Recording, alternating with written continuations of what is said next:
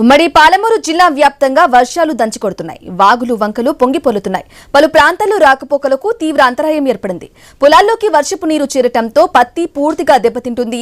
ఇక భారీ వర్షాలతో జూరాల సంగం బండ ప్రాజెక్టులు నిండుకుండలా మారాయి. దీంతో లక్షల క్యూసెక్ల వరద నీరు దిగువకు వదులుతున్నారు అధికారులు. వర్షాల నేపథ్యంలో వైద్య సిబ్బంది గ్రామీణ ప్రాంతాల్లో అందుబాటులో ఉండాలని కలెక్టర్లు ఆదేశాలు జారీ చేశారు. దీనిపై మరింత సమాచారం మా ప్రతినిధి వెంకటేష్ అందిస్తారు. పాలమూరు జిల్లా వ్యాప్తంగా వర్షాలు దంచి కొడుతున్నాయి. నాగర్ కర్నూలు జిల్లాలో వాగులు వంకలు పొంగి పొరలడంతో రాకపోకలకు తీవ్ర ఇబ్బందులు ఎదుర్కొంటున్నారు. గద్వాల జిల్లాలో కూడా రాకపోకలకు ఇబ్బందులు అవుతున్నాయి. కాజువేలు కూడా కొట్టుకుపోయిన పరిస్థితి కనిపిస్తుంది. నారంపేట జిల్లాలో అత్యధికంగా కుండపోత వర్షాలు కురవడంతో ప్రజలు తీవ్ర ఇబ్బందులకు గురవుతున్నారు. సంగం బండ 7 గేట్లను తెలిసి కిందికి 7,000 క్యూసెక్ల నీటిని వదులుతున్నారు. జూరాల ప్రాజెక్టుకు సంబంధించి కూడా ఇప్పటికి 29 గేట్లను తెరిచి 2,19,000 క్యూసెక్ల నీటిని వదులుతున్నారు. ఇలా చూసుకుంటే ఉమ్మడి మామనాడు జిల్లా వ్యాప్తంగా ఎక్కడ చూసినా కూడా వర్షాలు దంచి కొట్టడంతో ప్రజలు తీవ్ర ఇబ్బందులకు గురవుతున్నారు. ఈ భారీ వర్షాలతో వారం రోజులుగా కురుస్తున్న ఈ భారీ వర్షాలతో ప్రజలు అక్కడ రైతులు కూడా తీవ్ర ఇబ్బందులకు గురవుతున్నారు. పంటలు వేసిన రైతులకు వరి పంట ఒకసారి ఇబ్బంది లేకున్నా కూడా పత్తి పంట పూర్తిగా నాశనమయ్యే పరిస్థితి కనిపిస్తుంది. దీంతో పాటు పంటలు ఇక్కడ అంటే ఎక్కడైతే వర్ష బీభత్సం ఉందో అక్కడ పంటలకు ఆ నీళ్లు వచ్చి చేరడం, దానివల్ల తీవ్ర ఇబ్బందులు ఎదుర్కొంటున్నారు. మహబూబ్నగర్ జిల్లాలో కూడా చూసుకుంటే కూడా చెరువులు కుంటలు పొంగిపల్లే పరిస్థితి ఉంది. రోడ్లు కూడా కనెక్టివిటీ జాతీయ దారి ఎక్కడ చూసినా కూడా అక్కడ కనెక్టివిటీ తెగిపోవడం, దాంతోపాటు నాగర్ కర్నూలు జిల్లాలో దుందుబి వాగు పొంగిపొర్లుతున్న పరిస్థితి మనకు స్పష్టంగా కనిపిస్తుంది.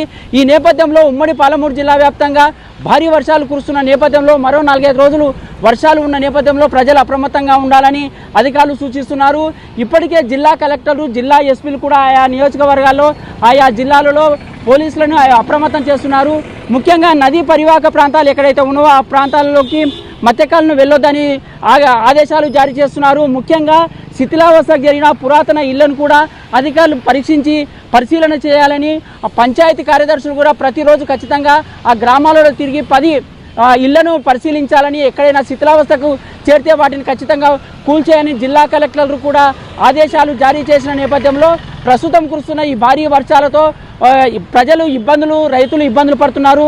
వాహనదారులకు కూడా ప్రమాదాలు గురి అవుతున్నాయి. నాగర్ కర్నూలు జిల్లాలో ఒక బైక్ కూడా కొట్టిపోవడం పరిస్థితి కనిపించింది. ప్రమాదం తప్పినట్టే స్థానికులు గమనించి ఆ బైక్ని ఆ వ్యక్తిని కాపాడిన పరిస్థితి కనిపిస్తుంది.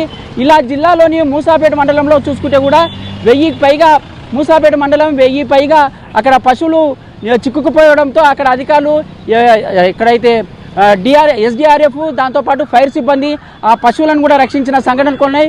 ఇలా జిల్లాలోని గణపురం కూడా చూసుకుంటే వనపర్తి జిల్లాలోని గణపురం కూడా కాజువే కొట్టుకుపోయిన పరిస్థితి కనిపించింది. అక్కడ కూడా 2 బైక్ పై కింద పడిపోవడం, కొట్టుకపోతున్న వారిని కూడా స్థానికులు గమనించి రక్షించిన పరిస్థితి మనకు స్పష్టంగా కనిపిస్తున్న నేపథ్యంలో ఉమ్మడి మామనాడు జిల్లా వ్యాప్తంగా ఎక్కడ చూసినా ఈ భారీ వర్షాలతో ప్రజలు తీవ్ర ఇబ్బందులు ఎదుర్కొంటున్నారు. ముఖ్యంగా వృద్ధులు, చిన్నపిల్లలు అప్రమత్తంగా ఉండాలని సూచిస్తున్నారు. అనారోగ్యాల పాలైతే కూడా ఆసుపత్రుల వద్ద సిబ్బంది కూడా గ్రామీణ ప్రాంతాలలోని సిబ్బందులు కూడా ఖచ్చితంగా అందుబాటులో ఉండాలని అయితే వైద్య శాఖ అధికారులు కూడా కలెక్టర్ల ఆదేశాలు జారీ చేసిన నేపథ్యంలో మరో 4 రోజుల పాటు కురిసే ఈ భారీ వర్షాలకు ప్రజలు అప్రమత్తంగా ఉండాలని, ప్రస్తుతం చూసుకుంటే కూడా మహబూబ్నగర్ జిల్లాలో 8 సెంటీమీటర్లు, నాగర్ కర్నూలు జిల్లాలో 12 సెంటీమీటర్లు, గద్వాల జిల్లాలో 9.5 సెంటీమీటర్లు, నారంపేట జిల్లాలో అత్యధికంగా 13 సెంటీమీటర్ల వర్షపాతం నమోదైంది. ఉమ్మడి మామనాడు జిల్లా వ్యాప్తంగా చూసుకుంటే మరో 4-5 రోజుల పాటు భారీ వర్షాలున్న నేపథ్యంలో ప్రజలు అప్రమత్తంగా ఉండాలని అధికారులు సూచిస్తున్నారు. ఇది వర్షాలు